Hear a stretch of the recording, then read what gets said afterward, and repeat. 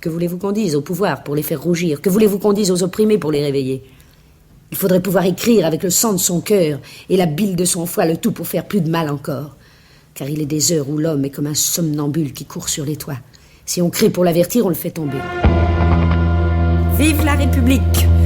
Quel rêve, quel enthousiasme, et en même temps quelle tenue, quel ordre à Paris. J'en arrive, j'y ai couru, j'ai vu s'ouvrir les dernières barricades sous mes pieds. J'ai vu le peuple grand, sublime, naïf, généreux. On est fou, on est ivre, on est heureux de s'être endormi dans la fange et de se réveiller dans les cieux. George Sand, homme politique.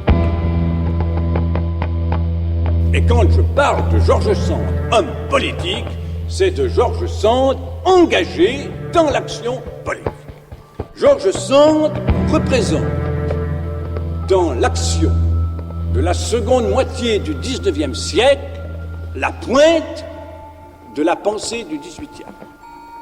Je crois qu'on peut dire sans se tromper que ce qu'il y a de plus hardi, de plus révolutionnaire dans la pensée de George Sand est un héritage très certain du maréchal de Saxe, des Dupin de Franqueuil et de tout ce qu'il y a de talons rouges et d'aristocrates dans son sang. George Sand, itinéraire politique, deuxième épisode de la vie singulière d'une auteure majuscule, par Delphine Saltel et Anne Pérez. Rien ne m'empêchera de faire ce que je dois et ce que je veux faire. Je suis la fille de mon père et je me moque des préjugés quand mon cœur me commande la justice et le courage. Si mon père eût écouté les sots et les fous de ce monde, je ne serais pas l'héritière de son nom. Mais enfin, ce qu'elle apporta, ce qu'elle mit à peu près seule, c'est cette confiance dans le peuple, les classes travailleuses, laborieuses, cette espèce de volonté d'être un avec elle. Je hais le sang répandu. Apprenons à être révolutionnaires, obstinés et patients, jamais terroristes.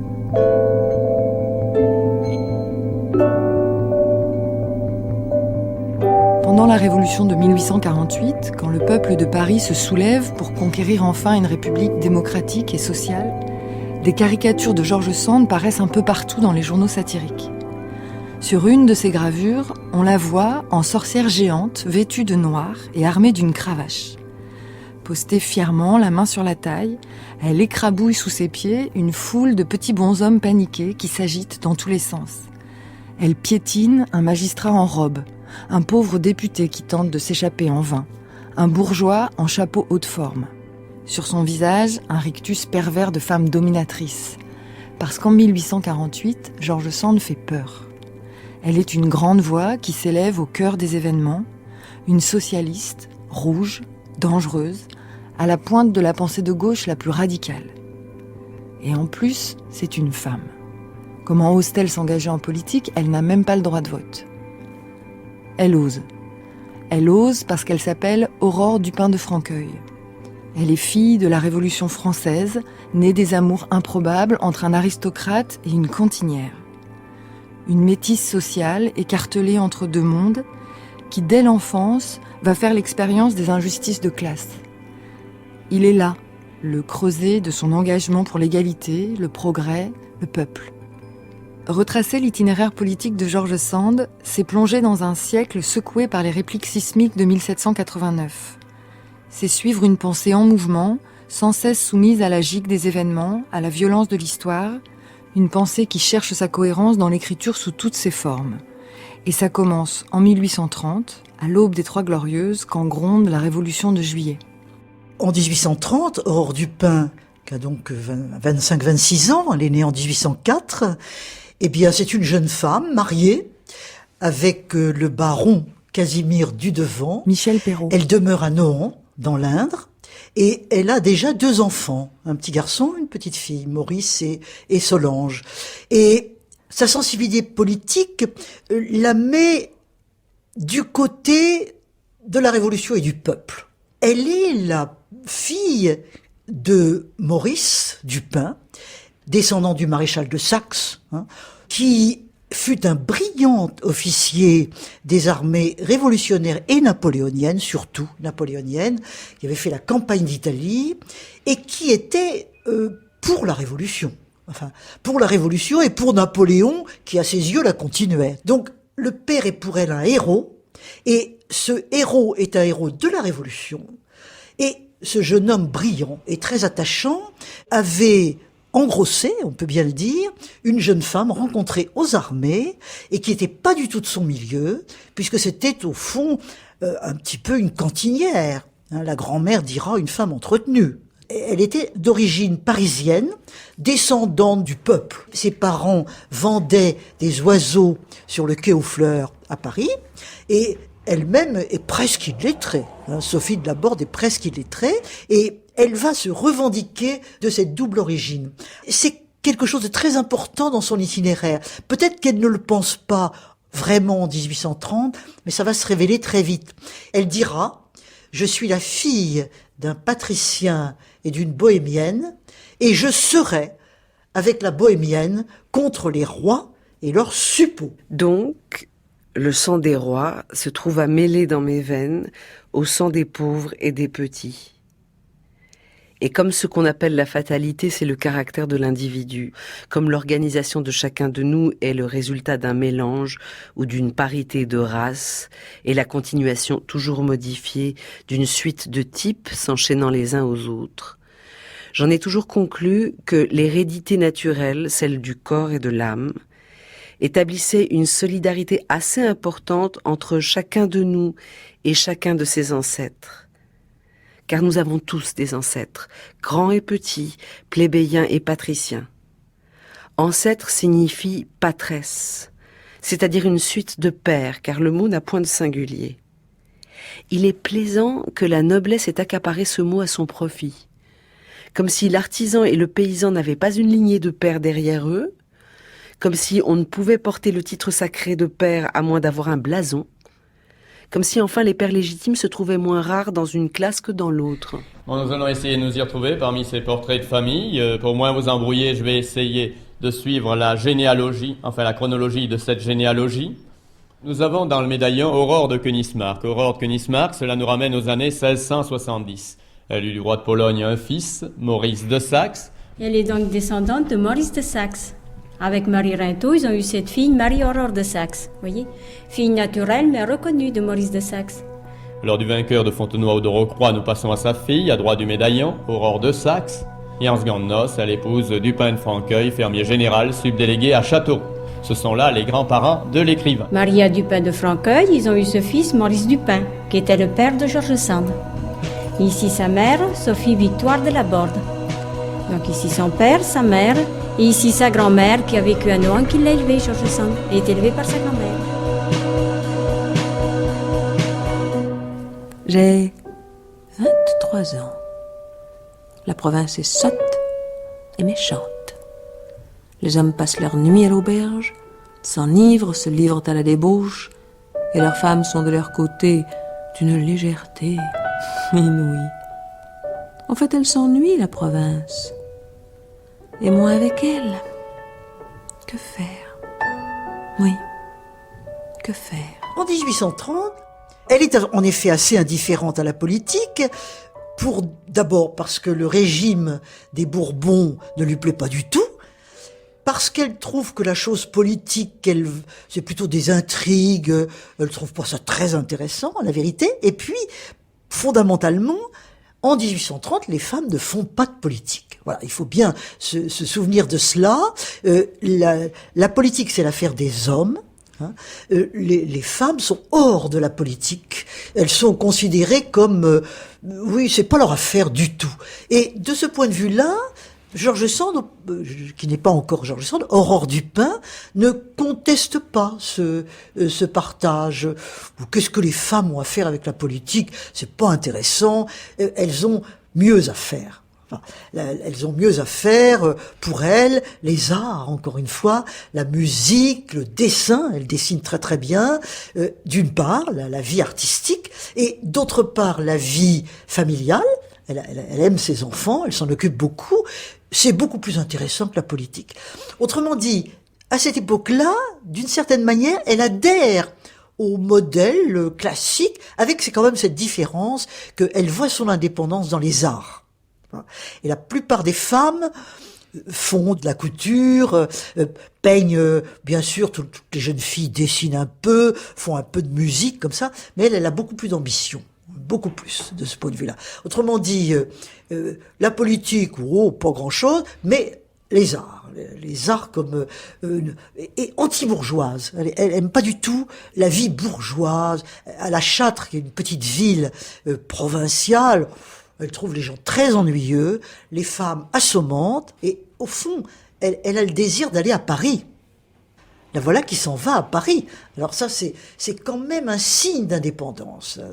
Son ménage marche comme ça, et elle dit à son mari, tu me fais une pension, et puis je m'en vais à Paris. Voilà. Et dans un premier temps, les enfants restent... Maurice reste avec son père, et la petite Solange s'en va avec sa mère, et c'est le début d'une rencontre avec la ville, la littérature, la politique. Et la révolution n'arrête pas de commencer. Mes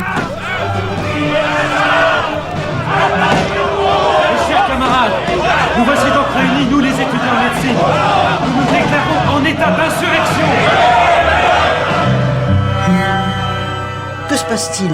Alors en 1830, la révolution des Orléans, les Philippe d'Orléans, qui va prendre le pouvoir contre les Bourbons. Les Bourbons, c'était l'Ancien Régime. La monarchie des Orléans se revendique, elle, de la Révolution. Prend le drapeau tricolore de la Révolution comme drapeau de la France. Et elle met beaucoup d'espoir dans ce nouveau régime, Louis-Philippe. Pas du tout les Bourbons, mais au contraire, la France patriotique, populaire, etc. Mais elle va être très rapidement déçue. Les amis, abattons les arbres, poussons les arbres sur la chaussée. Fermons toutes les rues par des barricades. Dans ces jours turbulents où, par un soudain caprice du peuple, cette royauté qui se croyait éternelle avait aussi violemment été brisée et renversée que si c'eût été par un coup de foudre, un beau petit jeune homme, à l'œil vif et sûr, à la brune chevelure, à la démarche intelligente, vif, souriant, curieux et svelte, entrait à Paris. 1830 était une année bien choisie pour venir à Paris chercher fortune à son audace, à son style, à son esprit. Vous pensez s'il fut ébloui par les passions de cette ville en révolution qui s'était soulevée comme fait la lave du volcan? Vous pensez s'il fut étourdi par le bruit de ces pavés qui remuaient encore? Vous pensez s'il alla tout voir, ces Tuileries désertes et vides encore, cette royauté nouvelle qui passait dans les rues, à cheval, sur ces mêmes pavés de juillet, étonné de sentir encore le pied d'un roi? George Sand est l'enfant littéraire et politique le plus énergique et le plus significatif des pavés de juillet. Elle essaye de gagner sa vie en étant journaliste, et elle fait d'abord des articles, j'allais dire de variété un petit peu. À une femme, on ne demande pas de la politique. On lui demande des petits articles sur une réception chez Madame Untel, un concert, des choses dont on estime qu'elles sont du ressort d'une femme, en quelque sorte. Mais elle, au fond, ça l'intéresse moyennement, et c'est la politique qui l'intéresse, et elle suit, habillée en homme, on oubliez peut-être de dire ça, mais pour aller partout, pour aller dans les assemblées parlementaires, pour aller dans des lieux absolument interdits aux femmes, il y a des procès des républicains, elle s'habille en homme et elle va absolument partout, et elle se convertit complètement. La vie personnelle et intime de George Sand connaît une révolution analogue à celle que la France connaît dans le domaine de la politique. Elle va se plonger dans ce bain de jeunes républicains déjà, elle essaie de concilier les deux, sans être tellement consciente. Elle va faire à ce moment-là une série de rencontres très importantes, et elle va faire sa conversion. Et on peut dire, dès 1831-32, elle dit « je suis républicaine ». Et elle va devenir d'autant plus républicaine que la monarchie de Juillet va se comporter très mal vis-à-vis du peuple. Ce peuple qui avait espéré beaucoup de choses est affreusement déçu, parce que il y a les révoltes de Lyon, il y a les révoltes de Paris, le peuple demande à meilleures conditions et on les fusille. Il y a eu le massacre de la rue Transnonain, très célèbre, en 1832. À ce moment-là, George Sand est à Paris. Elle habite du côté du boulevard Saint-Michel. La rue Transnonain est de l'autre côté de la Seine. Elle entend presque le bruit des canons qui massacrent le peuple. Pour elle, c'est un véritable drame. Elle se détache absolument de la monarchie et elle pense que c'est la République populaire qu'il faudrait à ce moment-là. Je vous dirai, avec la dignité convenable à une personne de mon rang, de mon sexe et de mon âge, que je suis républicaine par la sang bleu. Monsieur, je suis républicaine et vous êtes plaisant d'en douter. Qu'est-ce que c'est que d'être libéral ? Je ne donne pas dans l'eau de rose, dans l'eau tiède encore moins. Il me faut une belle et bonne république. Voyons, pourquoi ne voulez-vous pas qu'une femme, c'est-à-dire un être infiniment supérieur à tous les hommes du monde, sauf en ce qui concerne la force physique et la barbe au menton, pourquoi ne voulez-vous pas qu'une femme croie que les hommes peuvent devenir meilleurs et plus heureux en changeant l'état d'une société pourrie et décrépite dans ses principes ? Est-ce que nos vieilles institutions fanées et usées conviennent encore à une génération jeune et généreuse qui s'élève ? Nous ne songeons qu'à nous, égoïstes que nous sommes. Nous avons peur de nous enrouer à prêcher, de nous échauffer à combattre, de nous ruiner surtout en travaillant un peu pour le bien public. Nous voulons tout ce qu'on voudra pourvu que bien vite on nous rende à nos habitudes de coin de feu. On nous ramène les bons gendarmes, on disperse cette populace qui nous fait peur et qui menace nos petits intérêts. C'est ce que nous appelons l'ordre, c'est-à-dire pour nous l'impunité de l'avarice et de la poltronnerie. Aux obsèques de Lamarque, 100 000 personnes suivent le cortège qui se transforme en émeute. L'opposition à la monarchie de Juillet était là. L'est de Paris est couvert de barricades. Les drapeaux rouges fleurissent partout. À 18h, le cœur de Paris est aux mains des insurgés. Cœur de Paris, j'en viens. Où étais-tu? Au cloître Saint-Méry. 1600 personnes ont été arrêtées la nuit dernière. La garde nationale vient d'installer un canon. Les insurgés n'ont plus aucune chance. Les soldats les poursuivent jusque dans les escaliers des maisons et les tuent à la baïonnette. J'ai vu des dizaines de morts. Sans doute y en a-t-il des centaines dans Paris. Lettre à Casimir du Devant, Paris, 7 juin 1832. Ne sois pas inquiet, nous nous portons bien. On s'est battu sous ma fenêtre depuis 8h du soir jusqu'à minuit. Solange a eu un peu peur. Je lui ai dit que c'était pour rire, comme à la comédie, elle l'a cru. Elle s'est endormie en dépit de la fusillade. Hier, je n'ai cessé d'entendre les feux de fil et le canon qu'à 5h du soir. Alors j'ai pu sortir. Aujourd'hui, on amène les cadavres à la morgue par charretée. Les journaux te diront mieux que moi ce qui s'est passé. Moi, je suis encore trop malade du chagrin que tout cela m'a causé.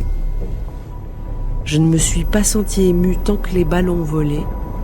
À présent, je suis brisée. Adieu mon ami, je t'embrasse. Solange joue et rit. Embrasse Maurice pour nous. Là, le sentiment quand même que cette révolution qui aurait pu apporter un vrai rééquilibre des forces, une sorte de vent nouveau, eh bien, elle a été confisquée au profit de la bourgeoisie. Alors, pendant le règne de Louis-Philippe, il y a toutes sortes de tensions politiques, bien entendu. Il y a une sorte de fragmentation du paysage politique qui fait qu'il y a des opposants très actifs à ce pouvoir libéral, qui est un pouvoir évidemment, qui est une forme de monarchie, et donc malgré la Constitution, le roi est non seulement moqué rapidement, mais vu comme une sorte de bourgeois, et donc les caricatures s'en donnent à cœur joie, bien entendu, à son égard, et il faudra effectivement le moment des émeutes du cloître de Saint-Méry, en 1832, cette fois, pour que George Sand, au fond, ait la vision de la brutalité du pouvoir, capable d'assassiner des ouvriers révoltés. C'est peut-être ça qui, au fond, dans les textes apparaissent le plus clairement, c'est l'injustice. L'ouvrier des villes est dans un état de nudité sociale. C'est un déraciné sans patrie, sans hôtel, à la fois malheureux et redoutable. Ce paria de la faim dont parle Lamartine naît avec la société industrielle et l'apparition du capitalisme. Le cagneux se nourrit comme tous les pauvres, de fromage blanc qu'il mêle avec de l'ail, du beurre, de petits oignons, de pommes de terre. Le travail est épuisant. Les femmes sont encore moins bien payées que les hommes, la tuberculose sévit, Les enfants sont placés au rouet, destinés à faire des canettes, courbés constamment. La physionomie du Canut est marquée par son travail, coupable du cou maigre et tendu, du dos voûté, du corps grêle, des jambes cagneuses, des genoux saillants, de celui qui travaille au métier à tisser. Un peu plus loin, dans les années 30, elle a l'intérêt d'assister au procès d'ouvriers lyonnais jugés à Paris. Et donc, à ce moment-là, elle fait la connaissance des grands chantres du socialisme, Le Dru-Rollin, Barbès et Louis Michel, qu'on appelle Michel de Bourges. L'appartement de quai Malaquais retentit de plaidoiries ardentes, d'apostrophes sonores et d'agitations politiques.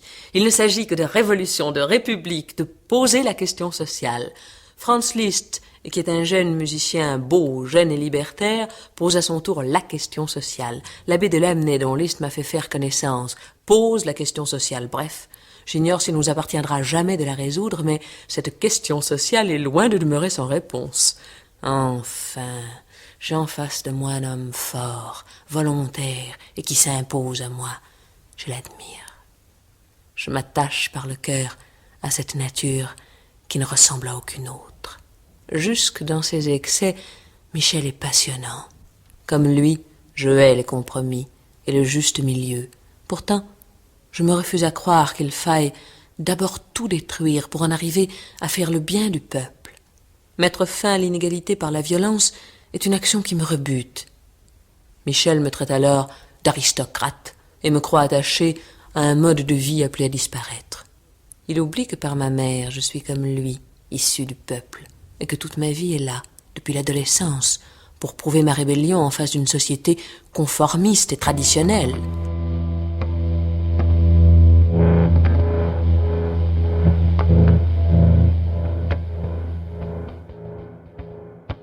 Le moment où elle prend un vrai contact avec les cénacles politiques, c'est au moment du procès des Républicains, le procès de 1835. À ce moment-là, Michel de Bourges est avocat pour les Républicains, un brillant avocat. Et lui, Michel de Bourges, il est jacobin. Il prend le parti des plus radicaux. Elle discute beaucoup avec lui. Il deviendra son amant un peu plus tard, mais à ce moment-là, pas du tout. Il lui demande d'écrire. Pas pour les journaux, mais pour lui. Parce qu'il a vu elle a déjà publié à ce moment-là, hein, faut pas l'oublier. Elle est devenue George Sand. Elle devient George Sand en 1832 par Indiana et complètement par Lélia en 1834. Donc elle est devenue très rapidement, un peu comme Françoise Sagan beaucoup plus tard, elle est devenue très très rapidement une espèce de phénomène de femme qui écrit. Ses livres sont des best-sellers à l'époque. Elle est tout de suite célèbre.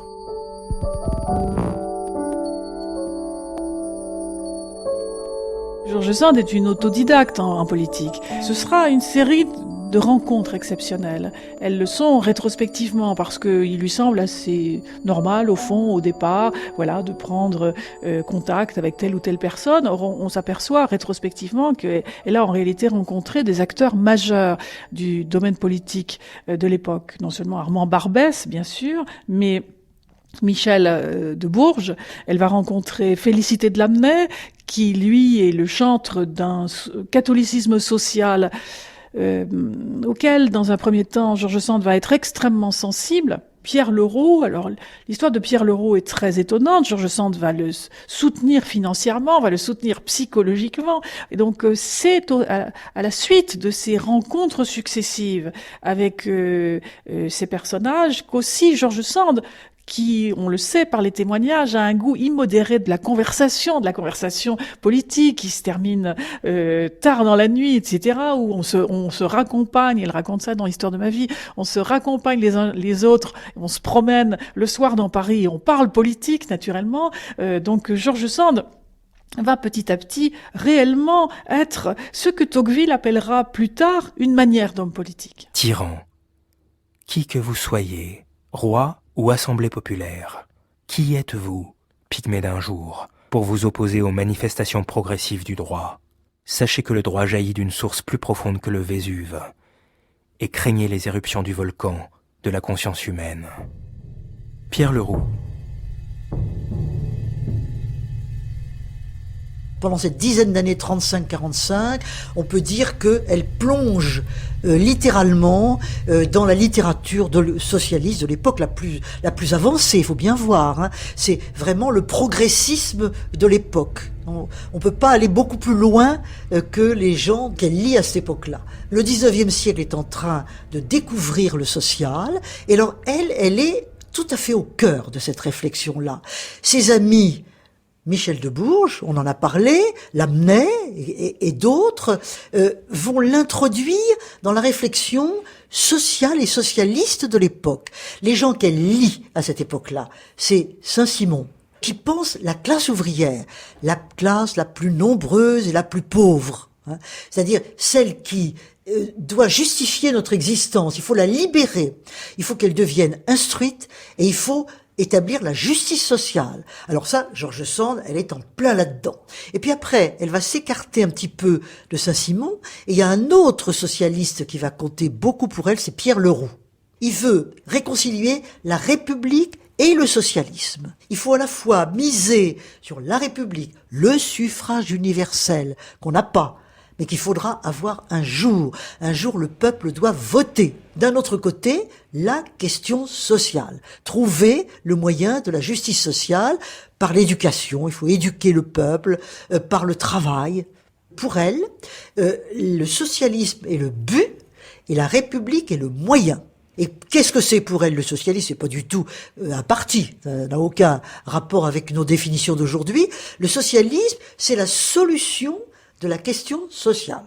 Et la question sociale, c'est la formation du prolétariat, le fait qu'il y a des ouvriers, alors là on pense ouvriers à la campagne, mais ouvriers en ville aussi, hein, qui sont profondément exploités, ils sont vraiment maltraités, on les respecte pas, on les méprise, et par conséquent il faut les respecter, il faut changer complètement les représentations. Et elle voit son œuvre d'écrivaine. Elle disait écrivain. Elle voulait être un grand écrivain masculin. Mais en même temps, écrire pour libérer le peuple, c'est pour donner au peuple des identités non reconnues. Elle écrit pour faire entendre les gens non reconnus.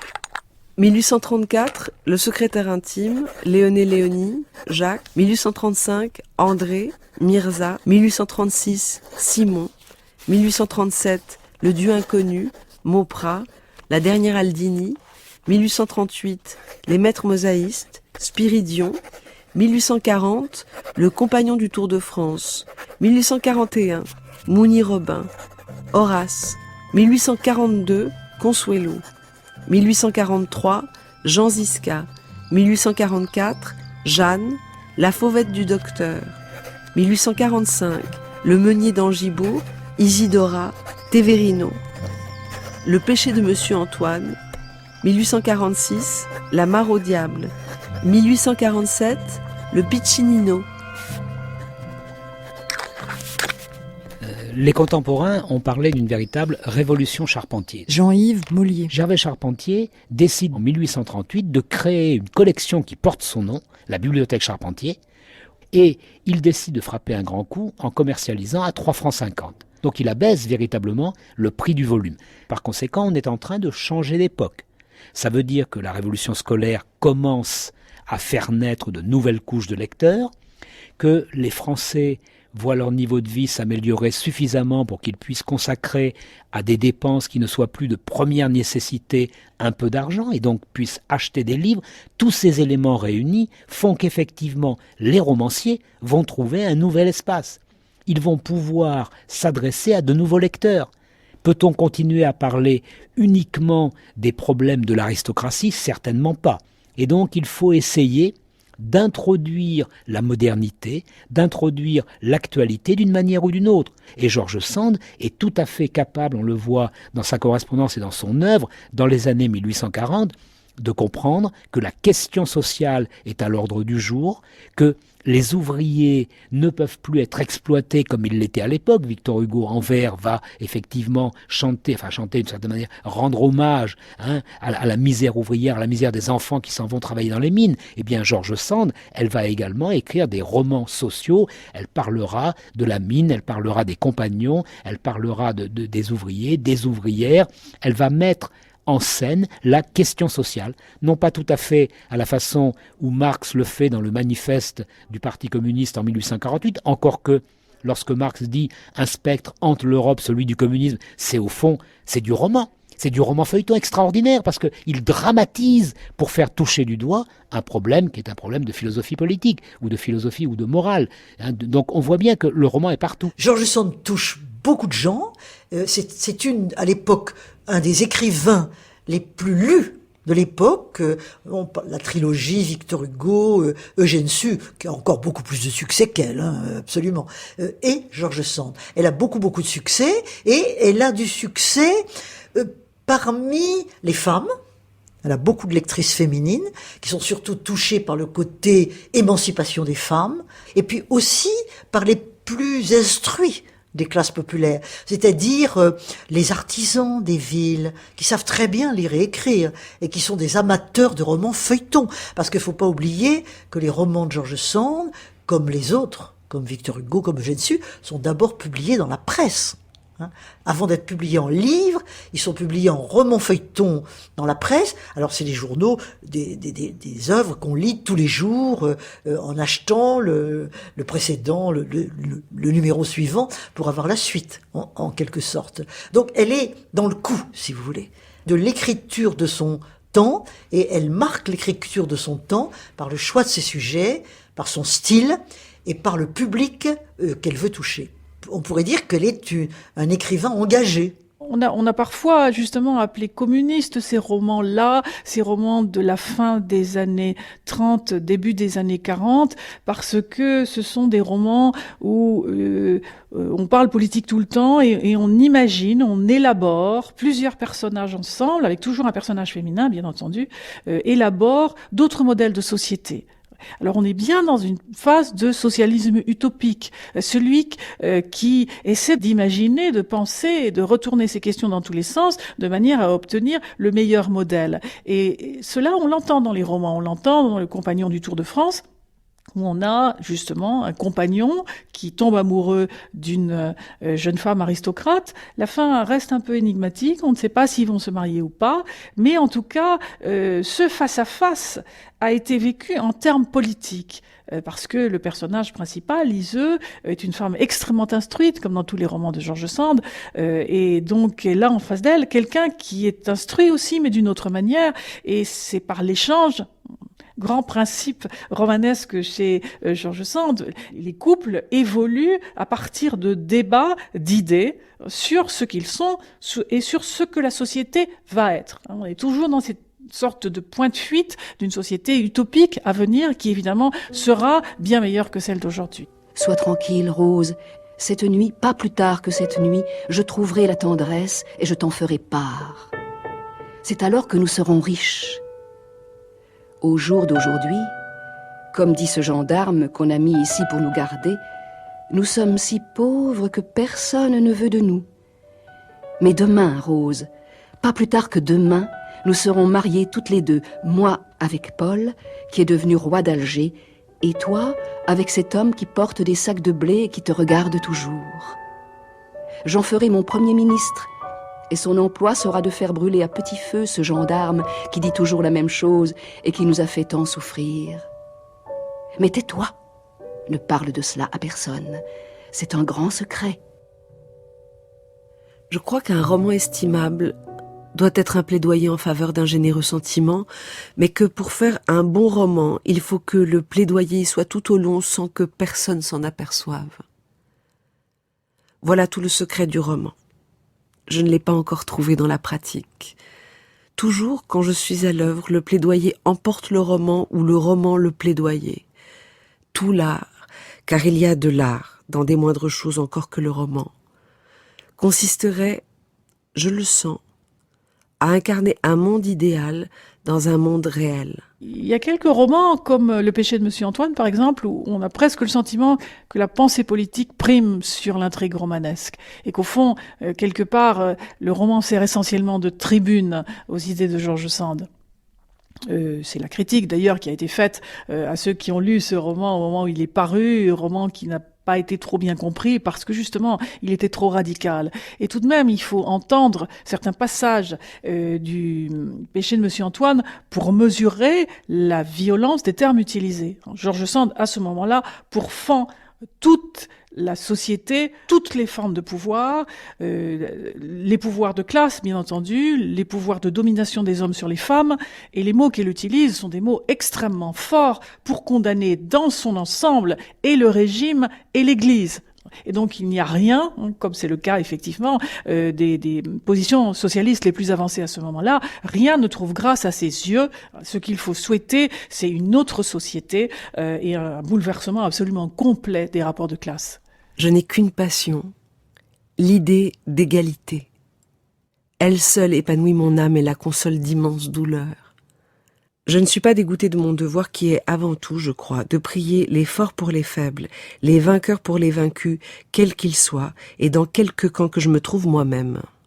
Elle ouvre, en fin de roman, une sorte de fenêtre sur ce qui pourrait arriver, ce qui devrait arriver. Il y a un côté rêve, mais elle va dire ça à un moment donné, que justement, elle a toujours rêvé que autre chose soit possible, de mieux, et de mieux dans le sens de plus humain, de plus juste aussi. Balzac et Sand m'apparaissent comme les deux types distincts qui ont engendré tous les romanciers d'aujourd'hui. De leur poitrine ouverte coulent deux fleuves. Le fleuve du vrai et le fleuve du rêve. George Sand est donc le rêve. Toute sa vie, elle a souhaité d'être un guérisseur, un ouvrier du progrès, l'apôtre d'une existence de béatitude. Elle était de nature poétique, ne pouvait marcher longtemps à terre, s'envoler au moindre souffle de l'inspiration. De là l'étrange humanité qu'elle a rêvée. Balzac est le vrai, au contraire. Le médecin n'est plus un guérisseur, c'est un anatomiste et un philosophe qui écoute la vie pour en compter avec exactitude les battements. Émile Zola.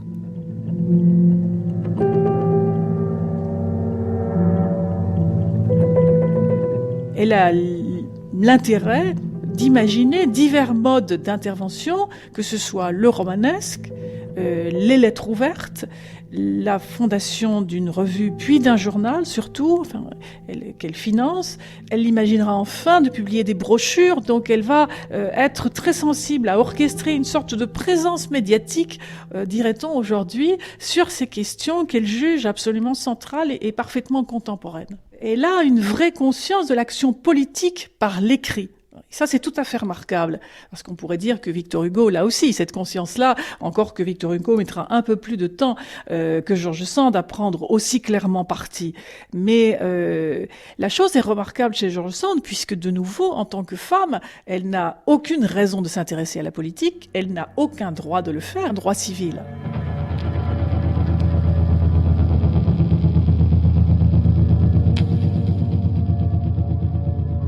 Lettre à Charles Duvernay, Nohant, le 8 novembre 1843. L'indignation est bonne aux humains et c'est ce qui leur manque le plus dans ce temps-ci. Si on pouvait susciter un peu de ce sentiment chez les ouvriers et les artisans de la Châtre, cela les rendrait meilleurs, ne fût-ce qu'un quart d'heure, et c'est toujours cela. Que ne pouvons-nous faire un journal ? Je vous fournirai une série de lettres où les moindres sujets traités avec bonne foi, avec moquerie ou avec colère feraient quelque impression sur les gens du petit État. Et tu sais que ce sont ceux-là qui m'occupent. Les plus bêtes d'entre eux sont plus éducables selon moi que les plus fameux d'entre nous, par la même raison qu'un enfant inculte peut tout apprendre, et qu'un vieillard savant et habile ne peut plus réformer en lui aucun vice, aucune erreur. Ceci ne s'applique qu'à notre génération. Tout le monde se corrigera, grand et petit. Mais si nous donnons aujourd'hui quelques leçons aux petits, je suis persuadée qu'ils nous le rendront bien un jour.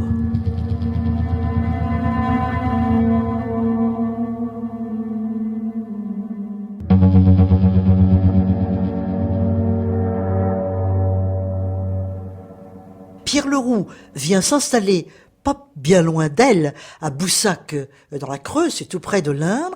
Il fonde une imprimerie typographique coopérative. Alors évidemment, il faut de l'argent. C'est George Sand qui lui donne de l'argent pour fonder son imprimerie typographique. Et qu'est-ce que doit produire l'imprimerie de Pierre Leroux ? Évidemment, des écrits pour le peuple.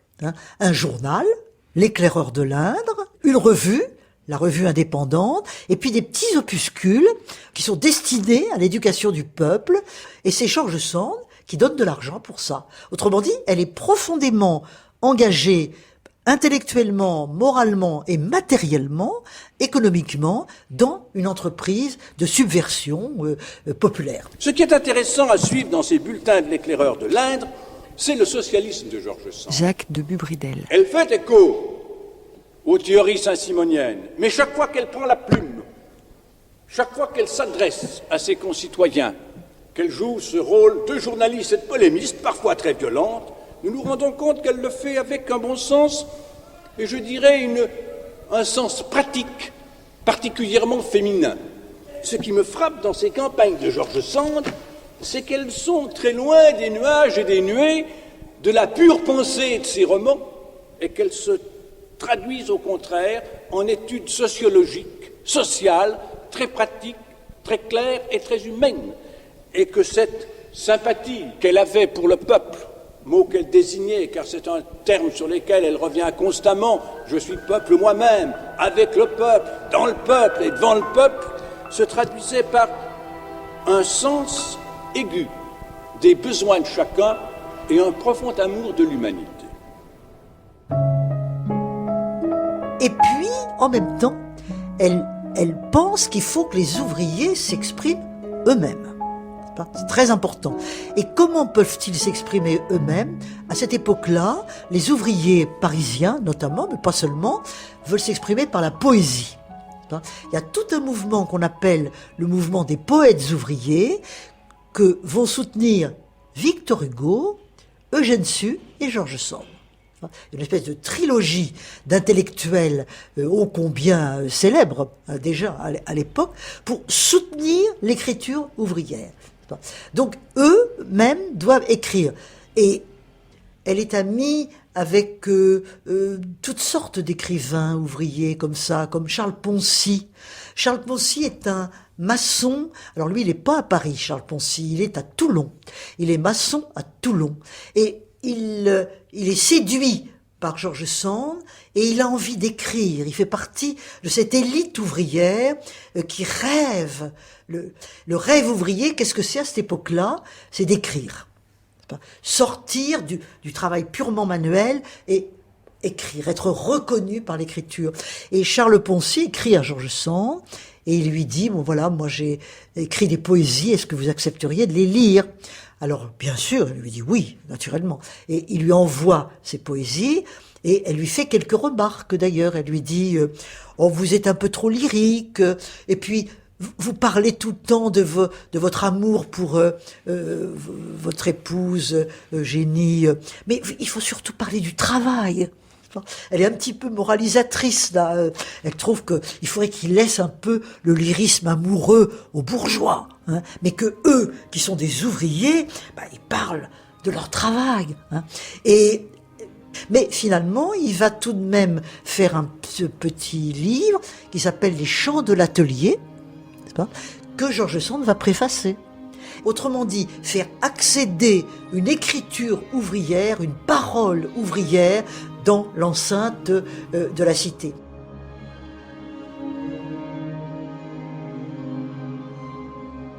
Lettre à Pierre Bocage, Nohant, vers le 20 juillet 1843. Mon ami, vous êtes bien aimable de penser à moi en dormant. Tout le monde va bien ici et nous y menons toujours une vie de plus en plus tranquille. Si j'étais égoïste, je me sentirais fort heureuse. Mais comme je n'ai pas encore le cœur desséché par la vieillesse, j'ai souvent le spleen en songeant que le calme et le bien-être de ma maison et de ma famille ne donnent ni la paix, ni l'aisance, ni la liberté à des millions d'êtres humains qui n'ont pas le nécessaire. C'est une grande question de savoir si nous avons le droit d'être heureux au détriment des misérables. Et si je n'étais pas retenue par les affections domestiques, je sais bien ce que je ferais de mon château et de mes terres.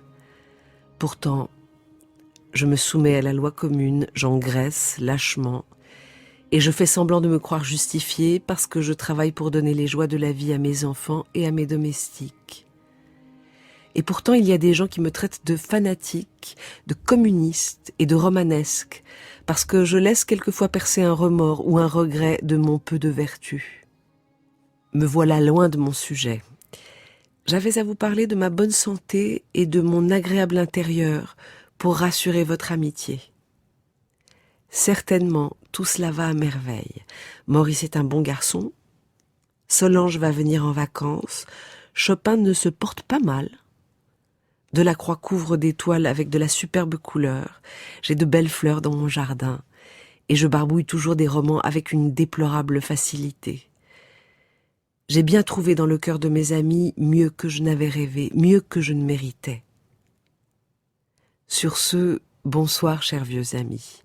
Je vous écris à 4 heures du matin. N'en concluez pas que je sois toujours ainsi en état de grâce. Pendant les années 40, George Sand est très active politiquement et on a un peu l'impression que justement elle est active sur tous les fronts à la fois, puisque les années 40 ce sont les années Chopin et que Chopin, on le sait bien, et elle le regrette. N'est pas particulièrement favorable aux idées socialistes, n'aime guère les journalistes et autres petits politiciens qui viennent de temps en temps à Nohant, est lui-même assez conservateur, si on a bien compris en tout cas ce que George Sand laisse filtrer de loin en loin, et donc George Sand paraît s'accommoder sans trop de difficultés de ses va-et-vient et de ses contradictions, peut-être parce que justement par définition la vie est contradictoire et qu'elle a cette énergie formidable qui lui permet de pousser dans son coin fermement ce qui l'intéresse à ce moment-là. Et donc on a quelqu'un qui est remarquablement conscient de ce qui se passe à son époque, mais qui est aussi capable non seulement de partir à Majorque avec l'amant tout jeune qu'est Chopin à ce moment-là, de s'occuper de ses enfants, de s'occuper des quelques berrichons qu'elle a autour d'elle, etc. Ça, c'est le côté absolument fascinant et multiple, polymorphe aussi, polyvalent, enfin on ne sait pas quel terme utiliser pour qualifier la position de George Sand.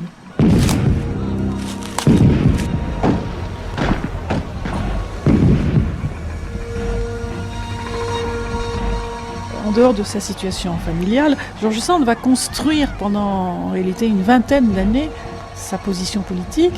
Elle va évoluer, elle va se radicaliser, elle va s'étoffer aussi de toutes sortes de lectures, de rencontres, de débats, d'écriture. Elle va au fond tester ses idées politiques, entre autres dans le roman.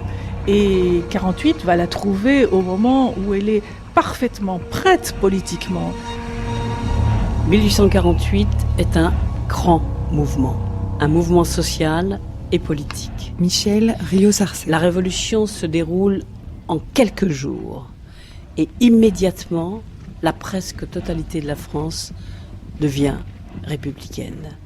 La révolution de 1848 est une révolution complète, totale, et elle va aboutir à une véritable réforme sociale. Et c'est bien pourquoi, dès le début, le droit au travail est proclamé, l'organisation du travail est proclamée, est décidée. Plus exactement, c'est la Commission du Luxembourg, dirigée par Louis Blanc, qui se met en place pour faire en sorte de mettre un terme à ce qui est la plaie depuis les années 1830, la misère sociale. Et ça, la population travailleuse y croit fortement, jusqu'en 1849.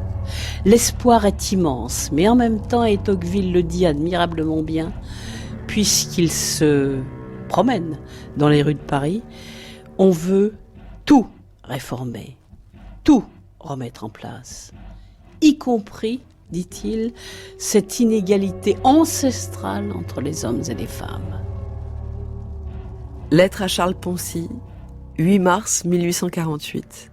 Vive la République. Quel rêve, quel enthousiasme et en même temps quelle tenue, quel ordre à Paris. J'en arrive, j'y ai couru, j'ai vu s'ouvrir les dernières barricades sous mes pieds.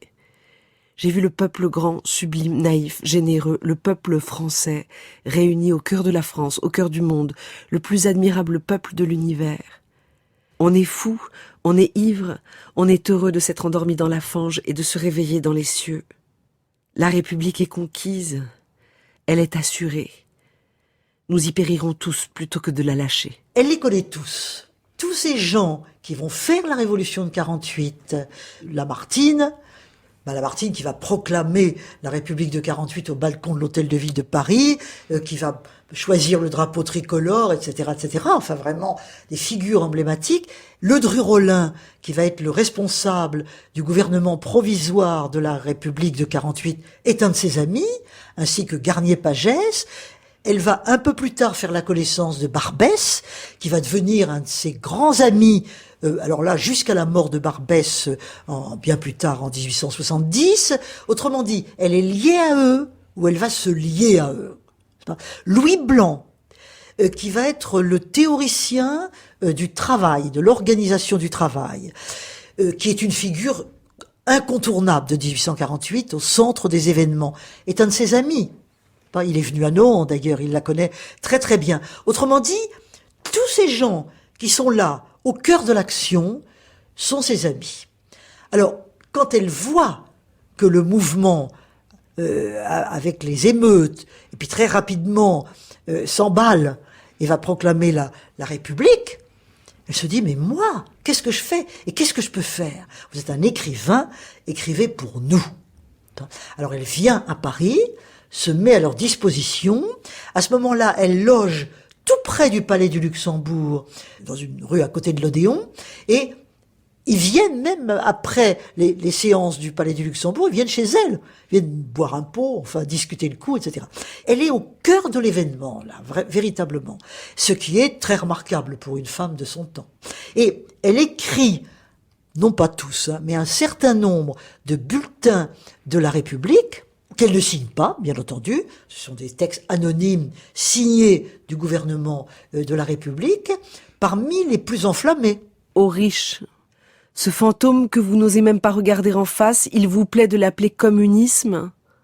Vous voilà terrifié par une idée parce qu'il existe des sectes qui croient à cette idée, parce que c'est une croyance qui doit un jour se répandre et modifier peu à peu l'édifice social.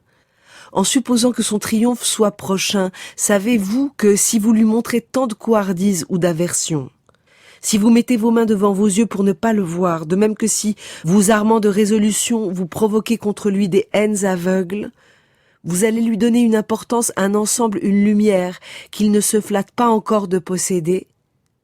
Laissez donc vivre en paix le communisme, car il vivra encore plus vite dans la guerre. Et vous n'inspirerez de sagesse, de mesure et de patience à ses adeptes qu'en ne leur refusant pas la liberté de présenter leurs théories. Bulletin de la République numéro 4, 19 mars 1848. Mon bouli me voilà déjà occupé comme un homme d'État. J'ai fait 2 circulaires gouvernementales aujourd'hui, une pour le ministère de l'Instruction publique et une pour le ministère de l'Intérieur. Nous l'aurons, va à la République, en dépit de tout. Le peuple est debout et diablement beau ici. Tous les jours et sur tous les points, on plante des arbres de la liberté. J'en ai rencontré 3 hier en diverses rues. Des pins immenses portés sur les épaules de 50 ouvriers. En tête, le tambour, le drapeau et des bandes de ces beaux travailleurs de la terre, forts, graves, couronnés de feuillage. La bêche, la pioche ou la cognée sur l'épaule, c'est magnifique. Elle va être une des héroïnes de la Révolution de 1848. Elle va être la porte-parole ou la secrétaire du ministre de l'Intérieur, Ledru-Rollin, ça n'est pas rien.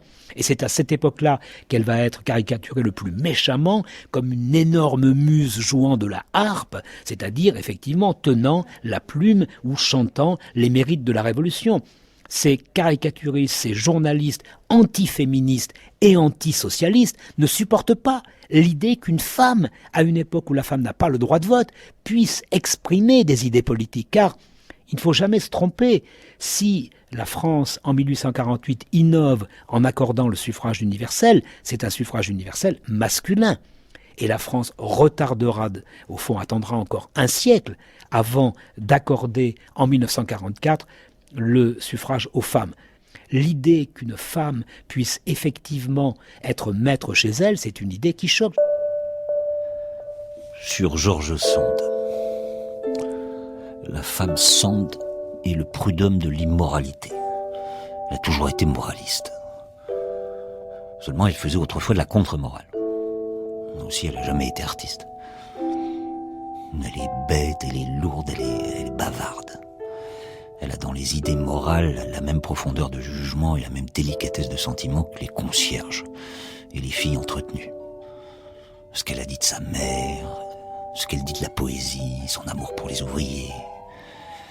Que quelques hommes aient pu s'amouracher de cette latrine, c'est bien la preuve de l'abaissement des hommes de ce siècle. La Sand est pour le dieu des bonnes gens, le dieu des concierges et des domestiques filous. Mon cœur mis à nu, Charles Baudelaire.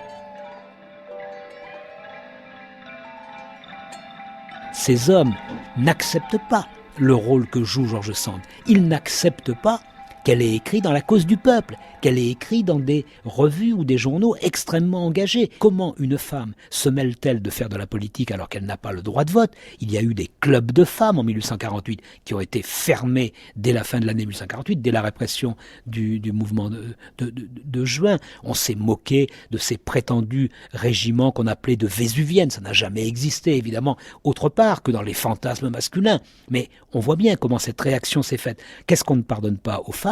Soit de militer dans le mouvement social, c'est le cas de Pauline Roland, c'est le cas de Louise Michel qui commence effectivement à cette époque, mais on n'accepte plus non plus qu'elles osent écrire. Ça veut dire qu'il y a là aussi, à côté de la lutte des classes, il y a une lutte entre les sexes, incontestablement, et on le voit bien en feuilletant les caricatures de l'époque. C'est absolument incontestable qu'entre 1848 et 1851, la férocité avec laquelle la femme, et notamment George Sand, sont représentées, montre véritablement qu'il y a une guerre des sexes, comme on dira un peu plus tard.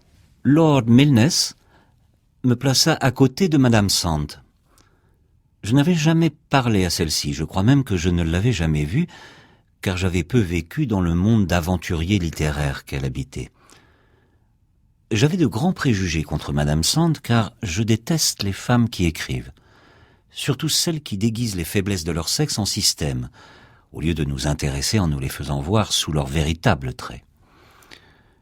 Malgré cela, elle me plut. Je lui trouvais des traits assez massifs, mais un regard admirable. Ce qui me frappa surtout fut de rencontrer en elle quelque chose de l'allure naturelle des grands esprits. Elle avait en effet une véritable simplicité de manière et de langage, qu'elle mêlait peut-être à quelque peu d'affectation de simplicité dans ses vêtements. Nous parlâmes une heure entière des affaires publiques, on ne pouvait parler d'autre chose en ce temps-là. D'ailleurs, Madame Sand était alors une manière d'homme politique. Ce qu'elle me dit sur ce sujet me frappa beaucoup. C'était la première fois que j'entrais en rapport direct et familier avec une personne qui put et voulut me dire en partie ce qui se passait dans le camp de nos adversaires. Madame Sand me peignit très en détail, avec une vivacité singulière, l'état des ouvriers de Paris, leur organisation, leur nombre, leurs armes, leurs préparatifs, leurs pensées, leurs passions, leur détermination terrible. Je crus le tableau chargé, et il ne l'était pas. Ce qui suivit le montra fort bien. Alexis de Tocqueville, Souvenir. Le gouvernement provisoire, c'est un vrai gouvernement, avec des ministères. L'enjeu, c'est que ça ne dégénère pas dans la violence. Dominique Dupart. Le but, c'est d'établir une sorte de république girondine, au sein de laquelle les principes de liberté sont réaffirmés, et surtout, est programmée l'élection d'une assemblée constituante au suffrage universel. Une assemblée constituante, c'est une assemblée au sein de laquelle on doit écrire une constitution, et cette constitution sera celle de la Deuxième République française. Ce suffrage universel est un suffrage universel masculin, et bien sûr, c'est extraordinaire. C'est un idéal qui s'incarne de façon la plus concrète qui soit.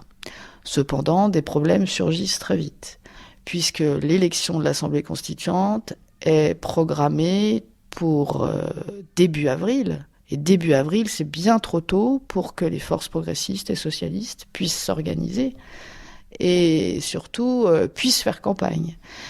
Blanqui vient à la Chambre ou à l'Hôtel de Ville, je ne sais plus, mais avec une délégation pour obtenir le report des élections.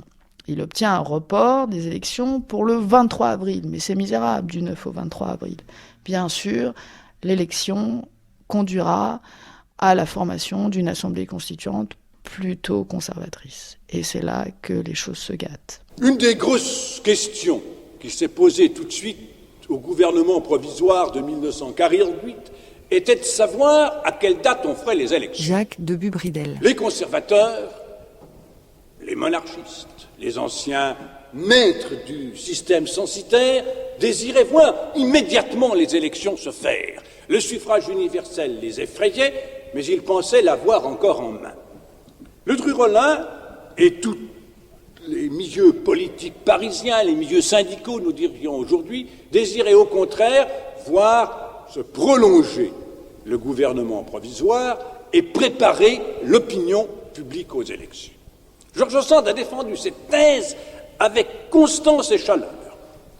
Et quand nous lisons ça aujourd'hui, il faut se rendre compte qu'elle avait beaucoup de clairvoyance, elle et les quelques révolutionnaires qui étaient de son avis, quand elle disait « Le suffrage universel est une nouveauté, les 2/3 de vos électeurs ne savent pas lire, vous allez vous retrouver entre les mains de la machinerie politique, de l'organisme politique qui tenait les rênes du pouvoir sous le régime censitaire, et vous livrez le suffrage universel et la jeune République à ses adversaires. » Elle le sentait tellement, elle le voyait tellement, avec cette espèce d'intuition de bon sens qu'on aurait grand tort de lui refuser,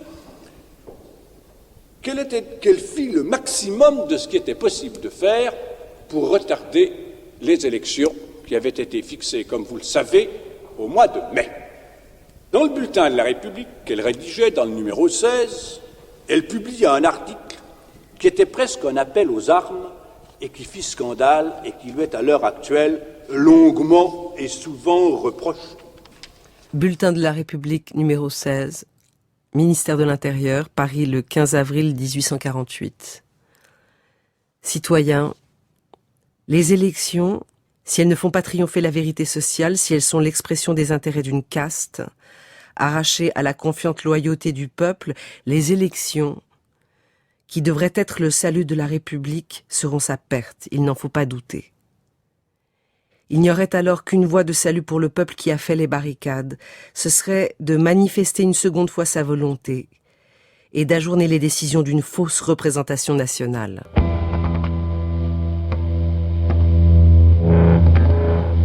Bon, elle dit, dans ce bulletin, bon, au fond, si le résultat de l'élection n'est pas bon, il faudra recommencer, ce qui est impensable. Si on adopte le principe du suffrage universel, il faut respecter le résultat du scrutin. On ne peut pas trafiquer le scrutin. Alors là, elle a scandalisé ses amis, et c'est après une discussion sur ce sujet-là qu'elle va finalement abandonner l'écriture des bulletins de la République. Et avec toujours un pied dedans, un pied dehors, elle est un petit peu hérétique, finalement, un peu hérétique. Donc, est-ce que une pensée hérétique ne va pas compromettre le gouvernement de la République et les entraîner là où il ne voudrait pas? Donc, elle se retire, elle pense qu'elle n'est pas à sa place, dans le fond, dans une écriture officielle. Lamartine et ses camarades estiment qu'à l'élection de l'Assemblée constituante, la révolution s'arrête. Déjà avec l'élection du gouvernement provisoire.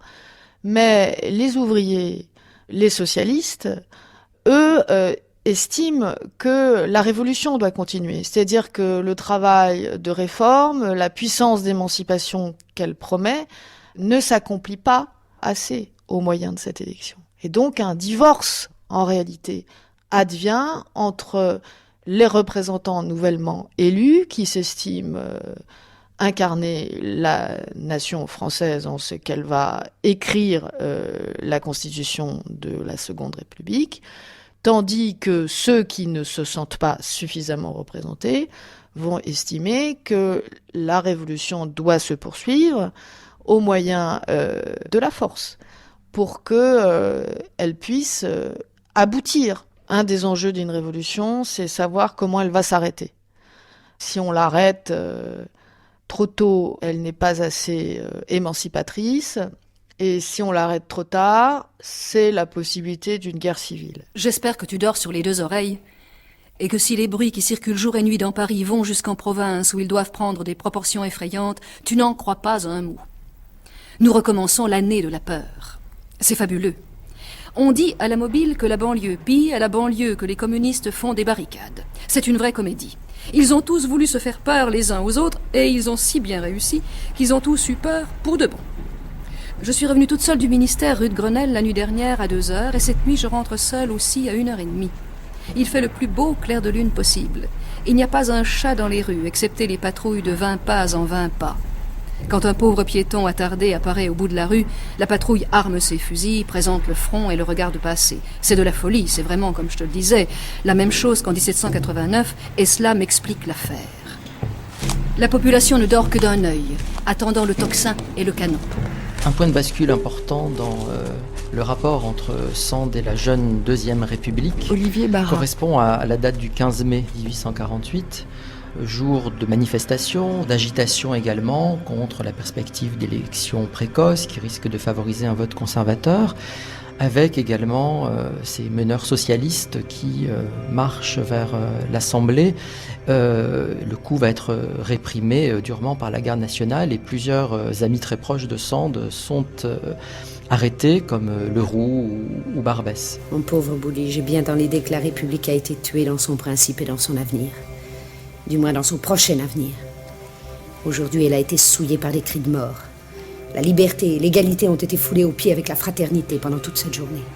Elle se sent menacée et décide dès le 16 mai de quitter Paris, de rentrer à Nohant pour protéger les siens, pour se protéger. Peut-être également pour fermer les yeux sur ce tournant de la République qui vient assez brutalement ruiner ses espoirs. Il faut que je tienne un respect par ma présence. Une bande considérable d'imbéciles de la Châtre qui parlent tous les jours de venir mettre le feu chez moi. Ils ne sont braves ni au physique ni au moral, et quand ils viennent se promener par ici, je vais au milieu d'eux et ils m'ôtent leur chapeau. Mais quand ils ont passé, ils se hasardent à crier « à bas les communistes !» Ils espéraient me faire peur et s'aperçoivent enfin qu'ils n'y réussissent pas. Mais on ne sait à quoi peuvent les pousser une douzaine de bourgeois réactionnaires qui leur font sur moi les contes les plus ridicules. Ainsi, pendant les événements de Paris, ils prétendaient que j'avais caché chez moi le Dru-Rollin, 200 communistes et 400 fusils.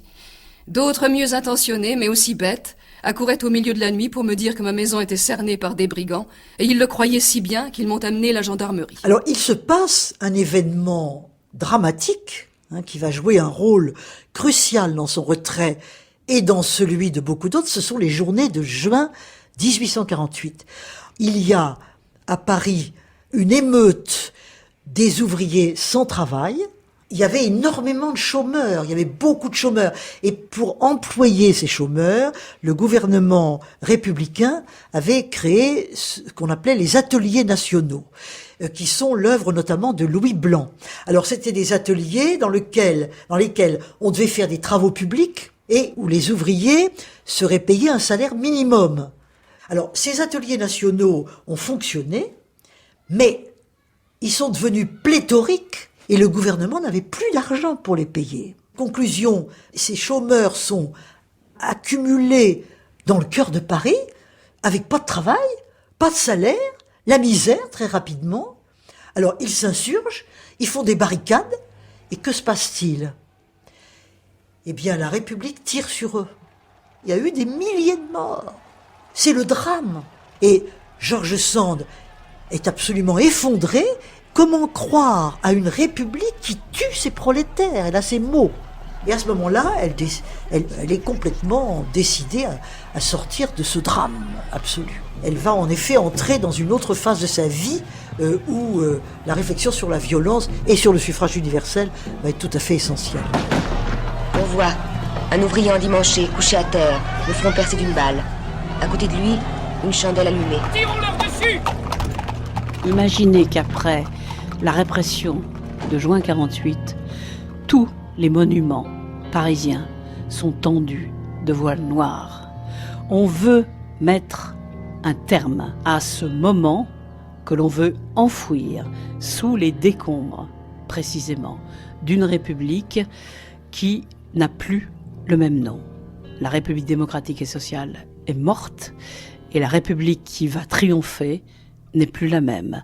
Après juin 48, c'est une véritable chape de plomb qui s'abaisse sur les espoirs de réforme et de révolution sociale. Je dis bien de révolution sociale après cette répression absolument terrible. Savez-vous que je n'ose plus écrire à mes amis ? que je n'ose plus parler à ceux qui sont près de moi, dans la crainte de détruire les dernières illusions qui les soutiennent. Je devrais ne pas écrire, car j'ai la certitude qu'on lit toutes mes lettres. Du moins celles que je reçois ont été décachetées et portent la trace grossière de mains qui ne cherchent pas même à cacher l'empreinte de leur violation. On surprend nos espérances pour les déjouer, on surprend notre découragement pour s'en réjouir. Toutes les administrations publiques sont remplies de gens qui ont mérité les galères. On n'ose plus confier 100 francs à la poste, rien ne sert de se plaindre pourvu que les voleurs pensent. Bien, ils ont l'impunité. Voilà la France. Elle s'aperçoit finalement que ce mode d'intervention, le fait d'être donc dans un rapport direct et immédiat aux événements, la conduit dans une impasse et elle choisit la position de retrait. Elle va certes continuer à écrire dans la presse. Son journal, La Cause du Peuple, a été un échec, mais elle va continuer à publier des articles dans le journal socialiste La Vraie République, mais des articles qui vont de plus en plus se jouer sur des effets de mise en fiction, invention de lettres fictives d'un ouvrier à son épouse, par exemple.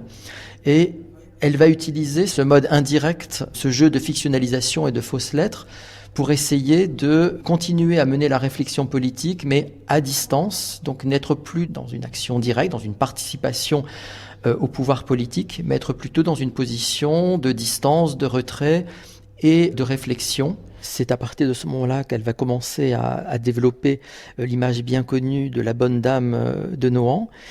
Et ce qui est passionnant également, c'est de voir la modification que cela entraîne pour sa conception de la littérature, de l'écriture, et de voir quelles sont les œuvres qu'elle va désormais privilégier à partir de ce retrait de la vie publique, de ce retour précipité à Nohant. L'été 1848, elle entreprend un des romans encore aujourd'hui les plus célèbres et les plus lus de George Sand, La Petite Fadette.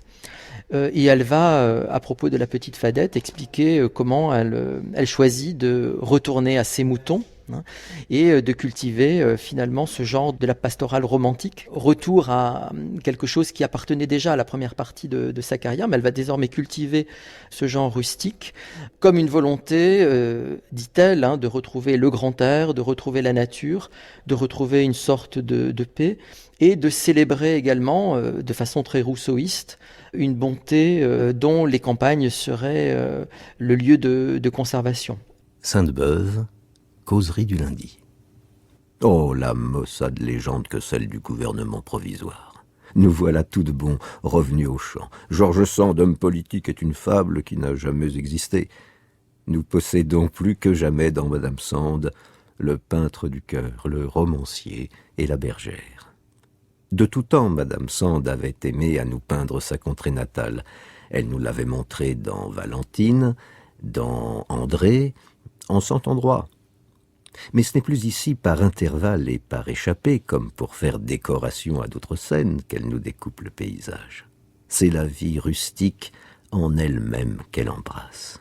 Comme nos bons aïeux, nous dit-elle, elle en a subi l'ivresse. Et elle nous la rend avec plénitude. Évidemment, il y a là un travail d'idéalisation tout à fait concerté, puisque ces romans champêtres sont aussi, dans l'utopie ou dans la parabole, sont aussi des romans politiques, sont aussi des romans que l'on peut lire à la lumière du républicanisme socialiste de George Sand, puisqu'il s'agit aussi de célébrer l'appartenance de cette ruralité, de ces paysans, à un peuple idéalisé qui pourrait être un peuple à partir duquel la nation française pourrait véritablement se régénérer et aboutir à l'accomplissement des promesses de la Révolution française, voire à l'accomplissement des promesses égalitaires. Il s'agit donc de considérer en quelque sorte que le roman peut avoir un temps d'avance sur un temps historique qui peine à accomplir des promesses d'égalité, des promesses de paix, des promesses de concorde civile. Qu'en romantique, elle perçoit comme nécessaire, elle a une vision orientée de l'histoire où elle persiste à vouloir croire que l'histoire doit aboutir à cette harmonie finale, et elle considère finalement que le rôle de la littérature n'est plus peut-être de s'engager directement dans l'action publique, dans l'action politique, mais d'anticiper sur ces fins dernières de l'histoire, de les faire miroiter, de les faire désirer, de les faire exister dans les imaginaires. Pour elle, c'est la meilleure façon de les faire advenir. C'est cela que l'on appelle l'idéalisme de George Sand. J'ai la poésie pour condition d'existence. Et tout ce qui tue trop cruellement le rêve du bon, du simple et du vrai, qui seul me soutient contre l'effroi du siècle, est une torture à laquelle je me dérobe autant qu'il est possible. Dans toutes les conditions où j'ai été libre de choisir ma manière d'être, j'ai cherché un moyen d'idéaliser la réalité autour de moi et de la transformer en une sorte d'oasis fictive où les méchants et les oisifs ne seraient pas tentés d'entrer ou de rester. Un songe d'âge d'or, un mirage d'innocence champêtre, artiste ou poétique, m'a prise dès l'enfance et m'a suivie dans l'âge mûr.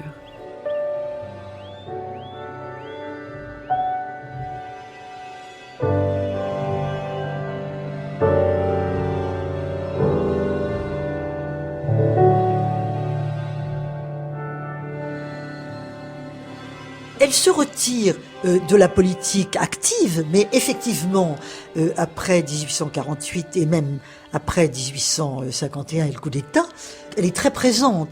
Elle ne s'exile pas. On le lui reprochera parfois. Victor Hugo s'est exilé, d'abord en Belgique puis à Jersey, et tout le monde, enfin un certain nombre de gens pensaient que George Sand, qui était l'alter ego féminin de Victor Hugo, aurait dû s'exiler aussi. Mais elle dit, moi je ne peux pas. Je suis une femme, j'ai des enfants, j'ai une maison, je suis pas libre. Donc je reste. Mais je n'adhère pas pour autant au nouveau régime. Et alors, à ce moment-là, elle va prendre une position de médiatrice, d'auxiliaire, de défense des exilés. Elle le fait en intervenant auprès de Louis-Napoléon Bonaparte, devenu président de la République et ensuite empereur des Français. Elle intervient auprès de lui. Ne condamnez pas cet homme-là, ne l'exilez pas. Elle va obtenir quelques petites choses, pas grand-chose. Prince, ma famille est dispersée et jetée à tous les vents du ciel. Des amis de mon enfance et de ma vieillesse, ceux qui furent mes frères et mes enfants d'adoption, sont dans les cachots, dans l'exil. Votre rigueur s'est appesantie sur tous ceux qui prennent, qui acceptent ou qui subissent le titre de républicain socialiste. J'ose donc vous dire, croyez-moi, prince, ôtez-moi votre indulgence si vous le voulez, mais croyez-moi, votre main armée, après avoir brisé les résistances ouvertes, frappe en ce moment par une foule d'arrestations préventives sur des résistances intérieures inoffensives qui n'attendaient qu'un jour de calme ou de liberté pour se laisser vaincre moralement. Combien y a-t-il d'hommes capables d'aimer le bien pour lui-même et heureux de lui sacrifier leur personnalité si elle fait obstacle apparent? Eh bien, ce sont ceux-là qu'on inquiète et qu'on emprisonne sous l'accusation flétrissante, ce sont les propres termes des mandats d'arrêt, d'avoir poussé leurs concitoyens à commettre des crimes.